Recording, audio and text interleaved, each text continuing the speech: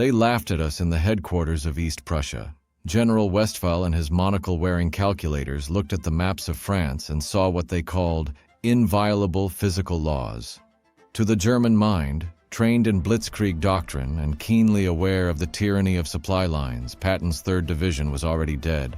It just didn't know it yet. They counted the gallons. An armored division consumed 150,000 gallons of fuel per day, and we were more than 400 miles from the beaches of Normandy. Westphal even wrote that, even with perfect roads and no mechanical failures, which he considered impossible, Patton would be immobilized within 48 hours. To the Reich's generals, we were nothing more than American amateurs playing war with industrial toys that would soon run out of batteries. I was there, in the front seat of a 2.5-ton GMC CCKW, the deuce and a half, feeling the steering wheel vibrate against my calloused palms. In the middle of that tension, there were no manuals. Colonel Ayres gathered us in a requisitioned castle and simply threw the rulebook away. We would create a one-way highway 24 hours a day, stopping only for fuel and emergencies. The name was the Red Ball Express. To the Germans, this was logistical madness. To us, it was the only way to keep our boys alive on the front lines. I remember the fear of the first night. We advanced with headlights on, defying every blackout rule of military discipline. To a Luftwaffe pilot, we were sitting ducks, a serpent of light cutting across France. But we had one absolute priority. Nothing stopped the Red Ball. If a truck broke down and couldn't be fixed in 15 minutes, it was pushed into the ditch. We saw the wreckage of our own vehicles along the road like mile markers in a desperate race. This wasn't about elegant tactics, it was about volume, about a flood of steel and fuel that the Germans, still relying on horse-drawn wagons for 80% of their transport, simply could not conceive.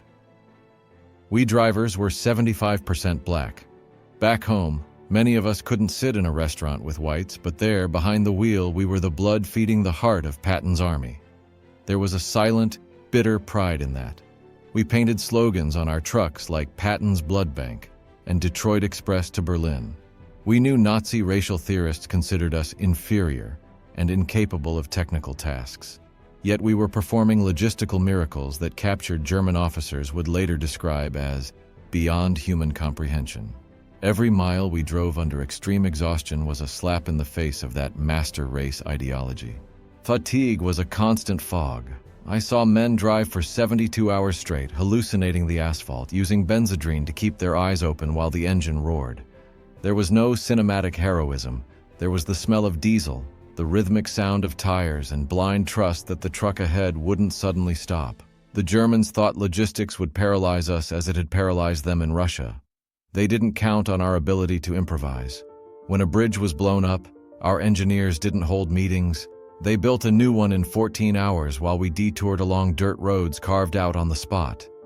The laughter of German generals was beginning to turn into tense silence. The tension shifted sides when the Germans began observing us from the hills. Reconnaissance reports from the German 116th Radio Unit spoke of continuous columns of vehicles, one truck every 30 seconds, endless, day and night. General von Leutwitz, certain of our paralysis, watched the impossible happen. Patton didn't stop. Instead of 20 miles a day, our divisions advanced 60. On September 1st, the 4th Armored Division advanced 35 miles in the morning, stopped to refuel at noon with our trucks already waiting, and advanced another 32 miles in the afternoon. To the German High Command, this wasn't warfare. It was industrial overflow. What they didn't see was the mechanical and human cost behind that movement. We were grinding our trucks down to the bone. A vehicle meant to last 30,000 miles died at 10,000. We replaced 500 engines a week and burned through 10,000 tires every 7 days. But for every truck we discarded, a ship arrived from America with 10 new ones. The Germans rationed every part. We scrapped entire vehicles over minor issues because we had the force of Detroit behind us. I remember seeing German prisoners standing by the roadside, simply counting our trucks. Some cried. They realized they weren't fighting soldiers. They were fighting factories that never slept. There was a natural sovereignty in the way we operated. It wasn't propaganda. It was the attitude of men who knew they had the whole world in the trunk. When fuel ran short at the front, Operation Pluto simply laid pipelines under the ocean, from the English Channel straight to us. The Germans never even detected it. Their strategic reserves were smaller than our forward fuel depots. General von Rundstedt, one of their best, finally admitted they were fighting the wrong war. They studied Clausewitz's maneuvers. We studied Michigan assembly lines and train schedules. I saw Sergeant John Houston drive for 48 hours without sleep to deliver ammunition to the 2nd Armored Division, being revived by other drivers whenever his eyes drooped.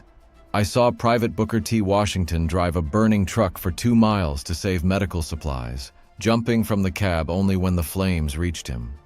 That was a kind of patriotism that didn't need flying flags. It lived in the refusal to let the engine die, in the trust that the roadside mechanic would perform the impossible in 15 minutes to keep us moving. Every day we delivered 12,500 tons of supplies.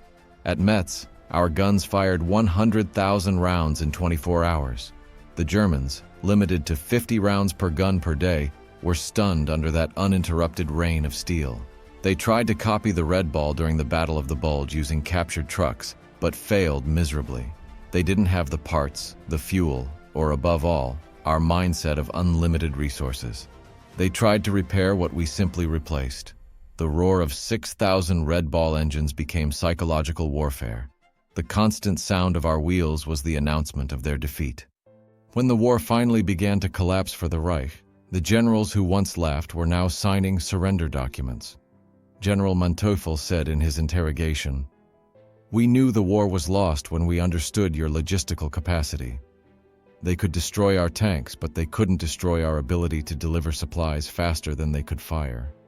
The Red Ball Express lasted 82 days, delivered over 412,000 tons of supplies, and covered 122 million ton miles. But numbers are cold. They don't tell the smell of burned rubber or the sight of a comrade being pulled from an overturned truck in the fog. We lost 300 men in accidents, 300 drivers who never went home because exhaustion or a shattered road took them in the dark. 5,000 trucks were destroyed or abandoned. Victory carried a price tag of $100 million in 1944 dollars, but as our officers said, that was merely operational cost to shorten the war by 6 months and save thousands of other lives. The sacrifice of black men in the Red Ball forced even Eisenhower to rethink things. He saw that we were winning the war as much as any infantryman. That road in France was our battlefield, and we won it at 35 miles per hour. Today, when I look back, I don't see just logistics. I see the faces of French civilians receiving chocolate and soap from our drivers, in stark contrast to the cruel rationing of the German occupiers. I see the shock on German officers' faces when they realized the American amateurs had turned war into an unstoppable industrial production line. We didn't win with courage alone, though we had plenty. We won because we had more trucks than they had soldiers. They never prepared for our trucks. Victory existed, yes, but I still carry the weight of those miles. The trauma isn't only from combat, it's from soul-devouring exhaustion, from the eternal sound of engines that never stop, and from knowing we were the invisible support that allowed others to be heroes. If you want to understand World War II, don't look only at Tiger tanks or Spitfire planes. Look at the exhausted driver gripping the wheel of a GMC, crossing France with headlights on and his soul in tatters just to make sure freedom had enough ammunition and fuel for the next day. Narrator's confession. If you think war is decided only by brilliant tactics on clean maps, you've never felt the weight of an ammunition load under enemy fire or the loneliness of a French road at 3 in the morning. We delivered victory, ton by ton, while the world looked the other way. Respect what was done on the asphalt, because without us, the map of Europe would still be painted a color no one wants to remember. Never underestimate what determined men can do when they have a purpose, and a fleet of trucks that doesn't know how to stop. Additional information outside the sources. Although most sources focus on military logistics and their immediate impacts, it is important to note that the full integration of the U.S. Armed Forces only officially occurred in 1948 under President Harry Truman, in part due to the exceptional performance of segregated units during the conflict.